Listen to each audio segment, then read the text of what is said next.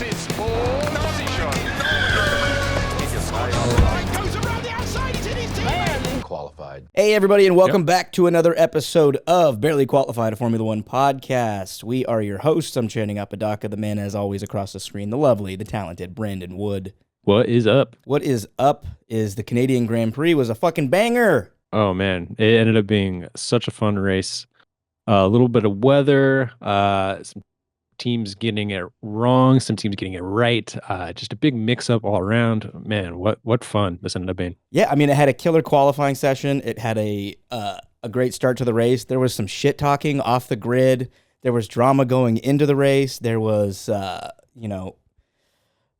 it had everything. I mean, we had accidents. We had on-track battles. It had everything you didn't expect the Canadian Grand Prix to have, and I loved it.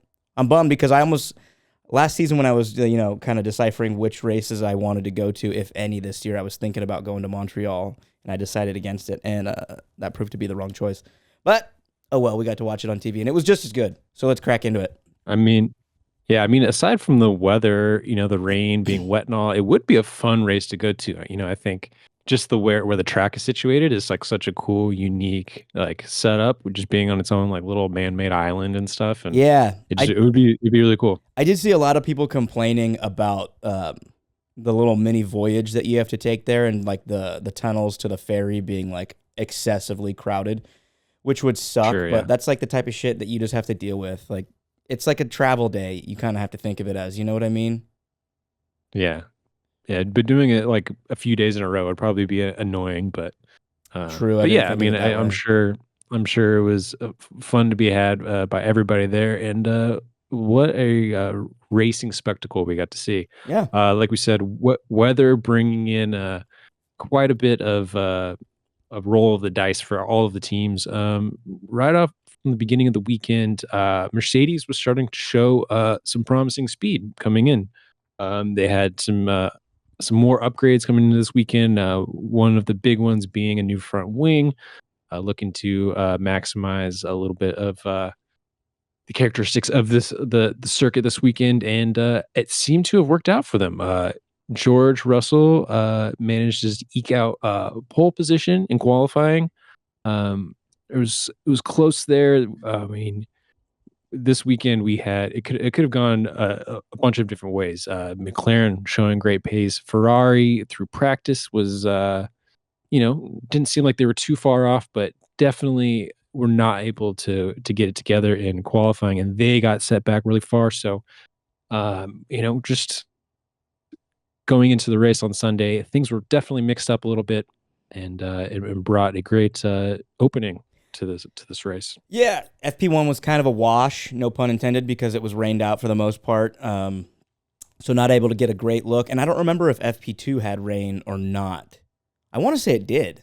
I think it did. Yeah. So FP, both practice sessions got pretty well rained out. So everything kind of got scrunched into FP3. So a lot of teams forced to go through all of their running and just in that last hour of practice before qualifying. And pretty rare that that everything gets scrunched into FP3 that way. But you do have the Mercedes coming out 1 and 3, with Max Verstappen being the middle of that sandwich right there. So a good look for them. They look positive going into qualifying. The McLarens, not so much. They look like they had a little extra to me, but they weren't kind of giving it the whole thing. Lando obviously looked great in the 2 practice sessions that were wet. But then you have the 2 Ferraris. I think they put up 10th and 12th fastest times in FP3. So it looked like they were on shaky ground heading into qualifying, and that's kind of where they stood. Yeah, Ferrari, I heard that they might have been running too low of a tire pressure during qualifying, which kind of led to them not being able to get the tires warmed fast enough. So that kind of set them up just in a bad spot, and to see both drivers not being able to crack the top 10, it's pretty obvious that they kind of missed the mark this weekend. But being a shorter track, with the wet conditions and kind of going in between dry and in between wet, there was a lot of opportunities for things to go wrong. And I think Ferrari, just the whole weekend, it kind of just compounded from them not getting a good qualifying on Saturday. Absolutely. Yeah. So going into the race on Sunday, like we said, George Russell starting off from pole. Well, look, before we get to the race, got up let's to- talk about qualies a little bit more because Sure, yeah. we do need to Okay, go over sure, both Ferraris, like you said, so they didn't have a good qualifying session. Both Ferraris out in Q2. Not a single Ferrari makes it into Q3. Insane. Checo Perez doesn't make it out of Q1. Insane. George Russell puts it on pole. Max Verstappen ties his time identically to the millimeter of a second. So what do you call that? The 100th, 1000th of a a second? millisecond. The third decibel. Yeah, it was Only the second time that's happened in the history the of Formula 1,000. One. Yeah. Since they've started using a third decimal place. Yeah, and George got his lap in first, right? So he was able to take the takes first it. spot. So yeah, pretty incredible. I mean, it shows you just how tight those margins were, between those top cars and again, it goes to show that the conditions of this weekend really are what kind of set things apart. And at every instance, you had to kind of get it right in order to make the most of it, right? So yeah, and behind that you have Lando Norris off by just 0.2 of a second, and then Oscar Piastri not too far off of that. So just insane. Like, I mean, the margin is just it's right fucking there. Such a tight pack. Oh yeah, let's not forget about this. You got 2 RBs, 2 V carbs in the top 10. Daniel Ricciardo putting it 5th. A big FU to Villeneuve, who was talking some mad shit on him heading into this race. So Villeneuve was saying that he didn't belong in F1. He's saying that Daniel Ricciardo's place in F1 is long overdue, and then Daniel Ricciardo goes and puts it P5. He bests 2 Ferraris. He beat out an Aston Martin. He beat out 2 Aston Martins. Sorry, he beat out Alex Albon, who also had a beautiful quali, and then a Mercedes. So again, another thumbs up to Alex Albon there too. But Daniel Ricciardo just lighting the world on fire. All of us haters, me included, I've had some pretty negative things to say about him. Just telling us all to shut up and eat crow. Yeah, huge for Daniel. He wasn't able to convert it to the best finish. He lost out a little bit at the start of the race. Actually, he had that little bit of an issue with his car just inching forward a little bit when he had the revs up at the very beginning. So he ended up getting a 5-second penalty for a false start. So that kind of hindered his race. But I mean, just off the jump alone, I think he lost 4 or 5 places, something like that. So yeah, and that probably not to defend him, but that probably also has to do with the false start, because when you do get a false start, if you roll, now you have a hesitation, and then the lights do go green, and you're already a half second behind. So that was probably the reason for that. Yeah. But he still does end up finishing in the points. I think he finished P8, I want to say. So, yeah, P8. Yeah. 8th place finish for Daniel. So is that his best result of the year? I know he got a sprint race finish that was pretty decent, right? But that I don't know. Good on him. Top of my head. Yeah, I mean, it didn't go the same way for Yuki. He ended up having not the greatest day. Yeah, brutal. I don't know what else to say. He spun on his own. Yeah, spun on his own, which happened to a few people here. These tricky conditions, like we said. I think that's what really made this race, as interesting as it was, because they were constantly in this area between track being either too wet or too dry, and all the teams waiting for the right moment to take on their pit strategy. And Lando, and in the first stints of the race, was stuck back a third, able to treat those intermediate tires very well, so that and once they got to the second stint of the race, he was able to capitalize on a couple opportunities to take lead of the race. Yeah. Ends up building a nice big gap on those inter tires. He was easily the fastest car on the track at that time. He stayed out 2 laps longer on those things too. When you thought he was going to come in and pit, he said, "No, I got more life in these. I can get more time out of these wet sectors." Yada yada, and he stayed out 2 laps longer and built himself a really, really nice gap. Yeah. And eventually it gets to. Go ahead. Yeah, I mean. No, I mean, he eventually gets to, we get, I don't remember exactly what lap it was, but Logan Sargent, and his off ends up bringing out It was at first it was like double yellow flags, and there was about a minute's worth of time until they brought out the full safety car. Mm-hmm. And in that time, Lando just passed the window to be able to pit. So once the safety car came out and everybody else pitted, he ends up missing his opportunity and loses about 10 seconds on his pit stop.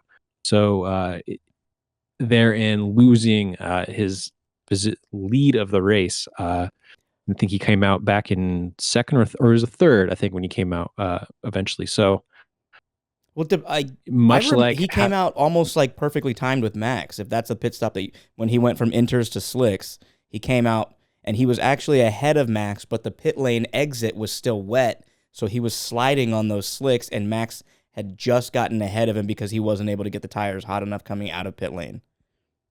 that's right. So Yeah. but still very much the inverse of what happened for him in Miami, right? So he in Miami, Lando maybe didn't have the best pace, but a little bit of opportunity arise with the safety car and ends up taking the lead and is able to just bring it home. And here's very much what happened. But it went the way of Red Bull this time and Max Verstappen, and Max just being on top of being the driver that he is, and Red Bull making all the right decisions at the right time. They're able to capitalize and bring it home. Yep. Max just getting it done once again. And it Yeah, just goes to show you 'cause- gotta hand it to Max, because when he's under pressure, he's proven that he still is the GOAT. So, of current times. Yeah, yeah, and there was a couple moments in this race where there was, 3 or 4 cars that could have taken the lead at any one time. We had at one point where you had Russell and Hamilton right there. You had Piastri in there in the mix at one time. So it could have went a lot of different ways, and Max makes it happen. Like he happens to do. I think there's something to be said about Mercedes and their pace this weekend. Um, for me, seeing them doing well in practice was not a surprise. Me seeing them translate into a good qualifying was definitely a surprise. Seeing Russell come out on top was not really what I was expecting, and for him to convert it to still just maintaining that podium spot, I think is a great drive for him. I think he obviously made a few mistakes along the way. Could have maybe finished in second, something that could have gotten a better position, but still, I think at the end of the day, he should be proud. Yeah, So, absolutely. do you feel like this is very much an anomaly for Mercedes? Do you feel like this is a sign that things have gotten better? Do you feel like does this mean anything? I mean, it's definitely a sign that things have gotten better because they've at least put together a package for a weekend. But I always say you got to give it at least 2 races. If they can show up in, where are we going next? Spain. If they can show up in, let's see, yes, in Spain with a good package, which they have done in recent years, then yeah, it's a sign that they're finally on the move up. But because Canada's it's a little bit of an in-between track, a lot of straightaways, so it could just be like a straight line speed thing. Who knows? We'll get a better look at like their altogether package and what they've done after Spain. So I think it's a little too early to jump the gun and say that they fixed their problem and Mercedes is back. They're going to fight for podiums. Because we see all the time teams have a one good race, one bad. Look at Ferrari this weekend. They won Monaco. They were great in the races coming in, and then they didn't even make it into Q3. Yeah, I mean, we definitely need to see some consistency before we can start to all agree that things have been fixed. But I will say that it does appear that they've been chipping away at the gap a little bit to the front. So I think it's a little bit of luck for them to hit it the way they did this weekend. A lot of things came together for them. The new front wing. There's a new track surface here. It was wet. They had the cold weather, which is very often helps them out in their power side. So it's just like all those things coming together for a perfect storm. I think for them to be able to fight for a win, but I can't see this happening in too many other places. But like you said, Barcelona will be a good test. So Yeah. let's see what they got then. Yeah. Lewis. I still don't know what to say, man. I mean, it's like he shows a good promise, and then he has a dud of a qualifying and somewhat of a race. I mean, he said this was quote one of his worst races he's ever had. So it's like, God. I don't know, like I while really the team hope. seems to be making strides, he's just seems to be just miserable. I really, really hope that when he gets to Ferrari, for whatever reason, they can turn things around, because this is just such a bad look for Lewis, who is the true GOAT. And for him to go out just like, he doesn't look that bad. Like, he finished P4 in this race, right? His results haven't been terrible. It's his attitude. And it's, like I said before, when there's not a carrot dangling in front of his face, he doesn't seem to have enough ambition to want to go out there and actually fight the way that he used to. And that to me just sucks. That sucks. I hope that, like, even if Ferrari's package isn't great enough for him to challenge for a championship, that he at least is just going out on a mental high, giving it everything that he can. Because right now he's not there. Yeah, there's just too many things just not working out for him to be able to get that confidence back, right? Like, Yeah. he needs to feel like things are going well in the team and with the car in order for him to be able to just do what he needs to do in any given weekend. So it sucks. Yeah, I want to see him back in race winning form once he gets back to Ferraris. Totally. So, or back, yeah. So and on to Ferrari. How do you feeling about this weekend? Is this like, are you worried about this, or do you feel like this is just another like anomaly, kind of like we've seen with some other teams where they get just an off weekend? I would say that this is an anomaly. Whereas you need to take a little bit more time for other teams to gauge things, see them at other tracks. I think this was just a bad weekend for Ferrari, and you could probably chalk it up to a little bit of the weather playing a factor and not giving them their full time, even though they had just as much time on track as other teams who still did well. They're Ferrari, and when you give them a window of opportunity for things to go wrong, it always will. That's their curse. That's the cross they bear. So I say, just a bad weekend for them. I think they're going to come back in Spain and have a good weekend. Carlos Sainz especially. He tends to show up when he's at home, so I think that they'll have a bounce back weekend. Nothing to worry about, other than the fact that they lost a shit ton of points in the championship race. Yeah, to me, that's the big thing for them to be disappointed. You got Red Bull struggling a little bit this weekend. Checo, completely DNF'd, and then so there was a lot of points on the table for them to be able to at least make up, and they lost a lot of points to McLaren. In a weekend where you have your biggest championship rival only getting points with one car, and you guys get 0 as well. Yikes. Yeah, it's tough, and you got computer engine issues and all this kind of stuff. It sucks. And Carlos just making that mistake. Hate to see it, taking out his potential future teammate, Alex. Yeah. Any thoughts on that scenario? It's looking like, I don't want to jump the gun, but everything that I read on social media looks like Alex or like Carlos Sainz is heading to Williams, and I think that's probably the best move for him until Audi takes over Sauber, because that's just kind of a wasted year. Go get experience driving another car. Like, I mean, at this point, he's been with how many teams? 3 or 4 teams? Toro Rosso, Renault, McLaren, Ferrari. So go add a 5th team, Mm-hmm.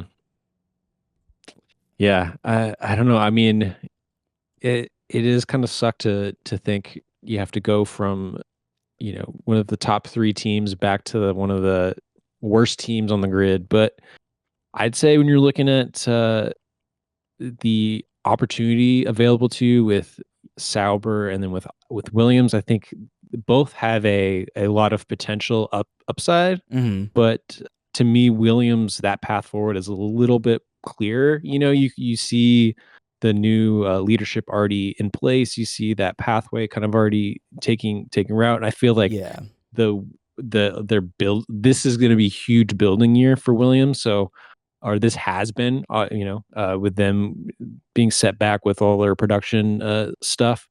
So hopefully you'd think that maybe, they get a little bit of that out of the way this year and they're able to start from a better place next year. Whereas like Audi, like they're not starting until next year, right? And that works team is going to take a little while to get their stuff figured out, I think. So, Yeah. and My only concern with him going to Williams would be that he sours the relationship with the Audi Sauber group, because that's going to be his best option for when that team does come in. And hopefully he doesn't put a strain on that relationship by choosing Williams over them, in the meantime. Yeah, we shall see. It should be interesting. There's, not everything is all sewn up in the driver market, obviously, because Esteban Ocon, since we last spoke, has been announced that he's leaving the Alpine team. Big news. In Monaco, there was a big dust up after the lap 1 incident between him and his teammate Pierre, where they had, the team had a discussion going in saying, we need you guys to play nicely with each other. A lot of points, we need to make up in this constructors championship, and seemed as though Esteban wasn't able to follow along with those instructions, and it tried to make a move on Pierre and ends up whether they wrecking each other, and Esteban goes out of the race. The team was very mad at him afterwards, and in a couple days later, we got the word that he was on his way out. Yeah. So coming into this weekend, a little bit of tension. Team wasn't a whole lot expected of them coming into the weekend, but they were right there on the cusp of fighting for points. Getting into the last couple laps of the race,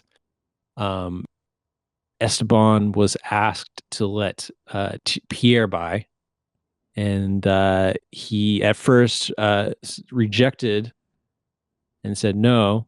And then after a little bit of time, he says, "Well, I'll give him the place if he ends up getting it back. If he can't get ahead of Ricciardo, who he's trying to get down at the moment." And I don't even think I heard those team orders. I had to have missed that. Yeah, so he lets Pierre by, and but there was never a confirmation from the team that would be the arrangement. And then, of course, he missed. by the time he missed Daniel Ricciardo by 1.5 seconds. Yeah, and but to be fair, about the time when the team made this call, like Ricciardo had already kind of gotten through both of them and was kind of like off. I'd already started to get away, so there wasn't really that much time for Pierre to actually catch him. So, when he wasn't able to get him coming to the last lap, Esteban asked for the position to be traded back, and the team said no. So Esteban kind of felt like he was just getting further punished by the team.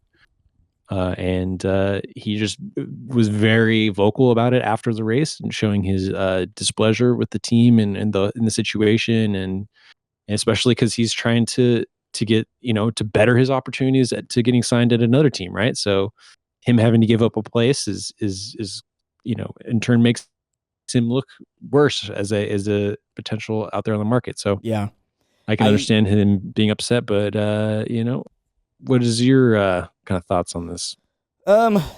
I shock at first, but my first thought is like, where is Esteban gonna go following this? And because of his attitude problems and his inability to listen and take team orders and do it in a team friendly way, I think he might struggle.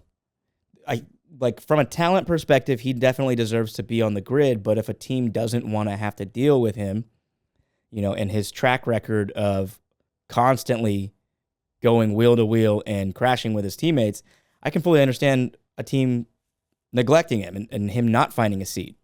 Go with a safer option, Yeah, I mean, if we're talking about the one spot that's open right now, it's at Haas, right? It's Kevin Magnussen's seat. And the word is that Oliver Behrman's going to be coming in, right?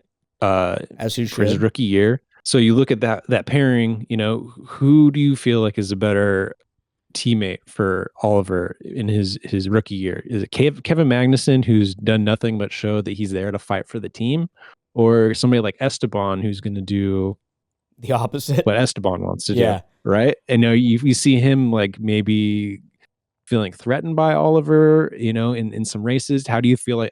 How do you think that's going to go? That's right? exactly what he's going to do. If you're bringing Ollie Behrman in, you want Ollie Behrman to have a mentored role. You want him to have an experienced driver who can help him out, and that's all Kevin Magnussen has done is literally punch a hole this season. So if ever there's a guy to have, it's him. You want him to be nurtured, not the opposite. Whereas, like, if you bring in Esteban Ocon, he's going to fight with him the whole time.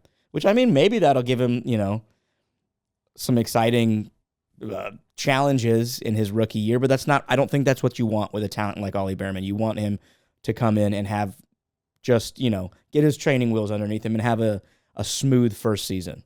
Yeah, especially being just the position that Haas is in as a team, right? Like they are, week in after week, lucky to be on the cusp of points, right? So, they're in a lot of team strategy comes into play, and so you need somebody like a K-Mag to be able to make that happen a lot of weekends. So, is Esteban going to be a good fit over there? Probably not. I don't see it being a good fit, but maybe they see something differently, and maybe they just want somebody to come in and just get the best out of the car every weekend, and that's a valid path to go down too. But is it going to yield the best results? I don't know.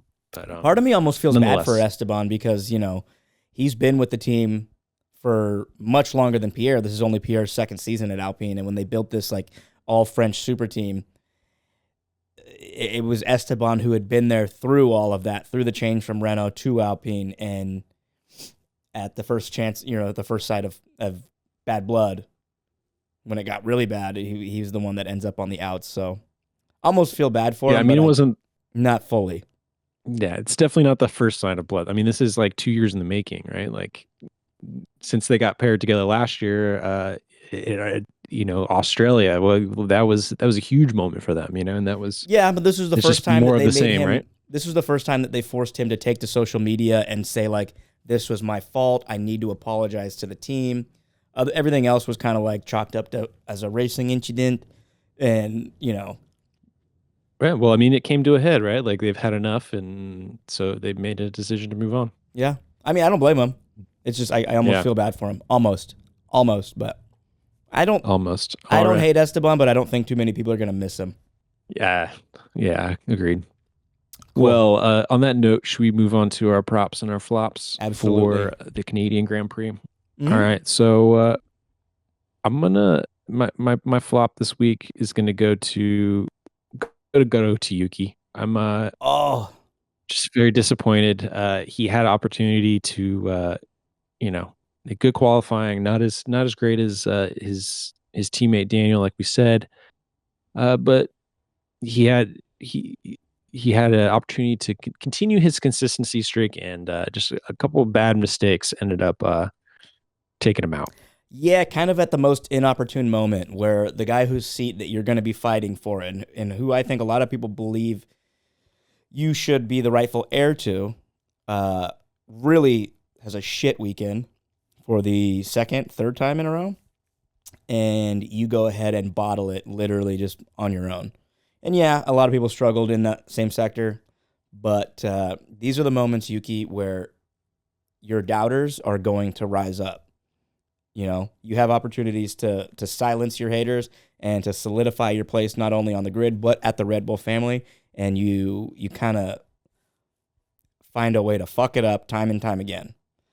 So I feel you on that one, which is funny because watching the race, watching the weekend unfold, I'm sitting there and I'm thinking, goddamn, is RB gonna get my prop for the weekend because of how good they looked in qualifying and then heading into the race? But no. They found a way to mess that up. My flop goes to Yuki Tsunoda's counterpart. I have to give it once again to Sergio Perez. Just abysmal. Agreed. Just absolutely abysmal. Making that 2-year contract look like a word I shouldn't even say. Just fucking ridiculous. Again, your teammate wins. Your teammate ties for pole and then wins the race in pretty spectacular fashion, as he's known to do, and you can't get it into Q2. And yes, you can sit there and you can blame weather conditions. You can sit there and blame traffic and difficult qualifying conditions, but you have the best car and you have the best race strategists at your team. There's absolutely no reason for you to continue to miss out on Q2. Unacceptable. Yeah. How weird is it that he's having essentially the same arc as he did last year, where Miami Grand Prix is the beginning of his downfall? I mean, it's kind of just showing flaws in his game, I guess. I don't know. I mean, he came out swinging and